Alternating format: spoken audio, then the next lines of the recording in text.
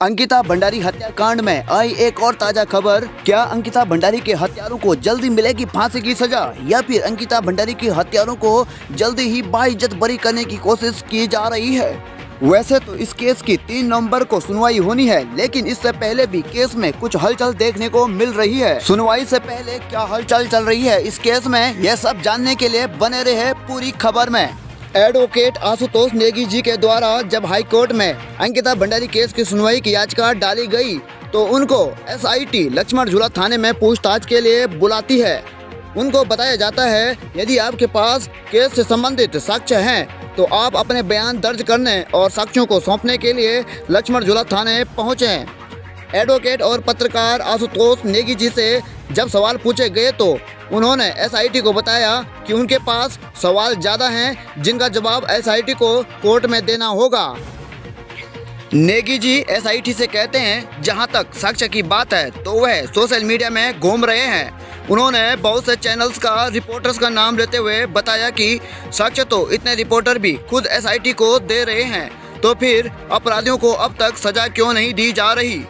क्यों कातिलों को फांसी तक पहुंचाने के लिए ठोस कार्रवाई नहीं हो रही है? नेगी जी ने एसआईटी पर सवाल उठाते हुए कहा, जब साक्ष्य खुद रिपोर्टर एसआईटी को दे रहे हैं तो एसआईटी क्यों सही से जांच नहीं कर रही है? नेगी जी कहते हैं जब गोनंतर रिजॉर्ट का कर्मचारी खुद गवाही दे रहा है कि जब वह अंकिता के रूम की तरफ गया तब पुलकित आर्या अंकिता का मुंह दबा रहा था और अंकिता हेल्प हेल्प चिल्ला रही थी। नेगी जी आगे कहते हैं कि किसी भी गरीब लड़की के पास पैसे नहीं होते हैं, उसके पास जो होता है वह उसकी इज्जत, और पुलकित आर्या उसकी इज्जत से खेल रहा था और अंकिता इसका प्रतिरोध कर रही थी।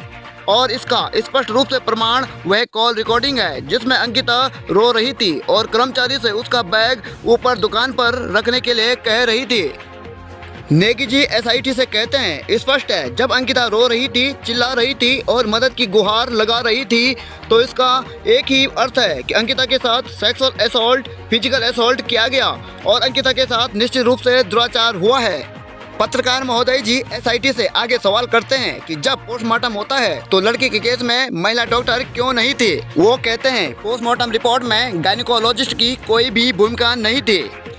नेगी जी आगे कहते हैं कि अंकिता के केस में 2 फिंगर टेस्ट भी सवालों में है। लोगों का मानना है कि 2 फिंगर टेस्ट हुआ ही नहीं, और अगर 2 फिंगर टेस्ट हुआ है तो बिना महिला डॉक्टर के कैसे हो गया? सबसे बड़ा सवाल, एम्स जैसे संस्थान ने जब पोस्टमार्टम किया तो उनके पास महिला डॉक्टर नहीं थी, ऐसे कैसे हो गया? एक और सबसे बड़ा सवाल कि जब नेगी जी सुयाल जी से उसी दौरान रिजॉर्ट को सीज करने के लिए कहते हैं तो उन्होंने यह जिम्मेदारी एसडीएम पर डाल दी। नेगी जी कहते हैं कि उनकी जिम्मेदारी जो थी उन्होंने पूरी की, लेकिन सुयाल जी अपनी जिम्मेदारी से हट जाते हैं। वो कहते हैं कि उन्होंने एसआईटी को बताया कि पुलकित पहले से ही केस को डाइवर्ट कर रहा था। पुलकित पहले गुमशुदगी की रिपोर्ट लिखाता है, फिर कहता है कि अंकिता ने उसका मोबाइल नदी में फेंका तो मैंने गुस्से में उसे नहर में धक्का दे दिया। लेकिन जब सवाल उठते हैं तो फिर वह अपने बयान से पलट जाता है और कहता है कि मैंने मोबाइल को बाद में फेंका। सारे सबूत और गवाह पुलकित आर्य के खिलाफ हैं, फिर भी उसके खिलाफ कड़ी कार्रवाई नहीं हो रही है। पुलकित हत्या को आत्महत्या का रूप देने की कोशिश कर रहा है। यहाँ नेगी जी का मानना है कि कहीं न कहीं अंकिता के साथ ब्लैकमेलिंग भी चल रही थी, इसलिए वह उसके साथ उस शाम बाइक में जाने के लिए तैयार हुई। नेगी जी एसआईटी से कहते हैं यह सवाल सिर्फ मैं नहीं कर रहा हूँ, यह सवाल जनता कर रही है, मीडिया कर रही है और अंकिता का परिवार भी कर रहा है।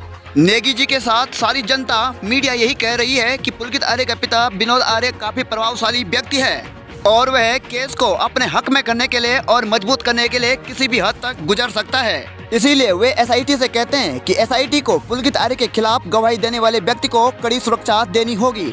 यदि अंकिता को इंसाफ नहीं मिलता है तो लोगों का भरोसा बीजेपी पार्टी से उठ जाएगा और लोग बीजेपी पार्टी और सरकार पर भरोसा करना बंद कर देंगे।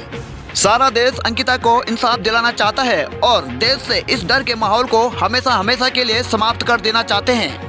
और अगर सरकार लोगों के भरोसे पर खरी नहीं उतरती है तो आगे बीजेपी पार्टी को कड़ा संघर्ष करना पड़ सकता है।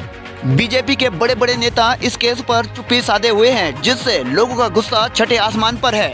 अब देखना यह है कि 3 नवंबर को सुनवाई में हाई कोर्ट क्या फैसला करती है। क्या अंकिता को इंसाफ मिल पाएगा? क्या अंकिता के कातिलों को फांसी की सजा कोर्ट सुना पाएगी? आगे भी खबरों को जानने के लिए चैनल को सब्सक्राइब जरूर करें।